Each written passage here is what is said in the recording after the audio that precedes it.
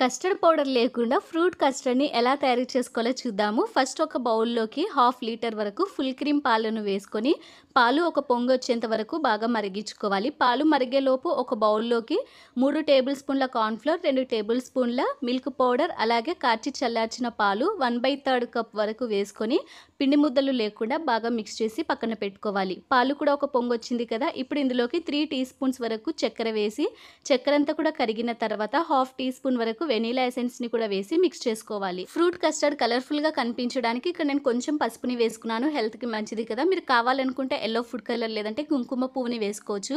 అలాగే మనం మిక్స్ చేసుకున్న కార్న్‌ఫ్లోర్ మిక్స్‌ని కూడా వేసేసుకొని ఒక 2 నిమిషాల పాటు బాగా కుక్ చేసి స్టవ్ ఆఫ్ చేసేసి ఈ బౌల్‌ని పక్కన పెట్టుకొని, పాలను పూర్తిగా చల్లార్చుకొని దీన్ని ఒక మిక్సింగ్ బౌల్‌లోకి వేసి మూత పెట్టేసి ఒక గంట సేపు ఫ్రిడ్జ్‌లో పెట్టుకోవాలి. గంట తర్వాత మీకు నచ్చిన ఫ్రూట్స్‌ని వేసుకొని చల్ల చల్లగా సర్వ్ చేసుకోవడమే. సో అంతేనండి, చాలా సింపుల్‌గా ఇంట్లో ఉండే వాటితోనే ఫ్రూట్ సలాడ్‌ని ఎలా తయారు చేసుకోవాలో చూశారు కదా! ఈ వీడియో మీకు నచ్చితే ప్లీజ్ అండి నా ఛానల్‌ని సబ్స్క్రైబ్ చేసుకోండి. థాంక్స్.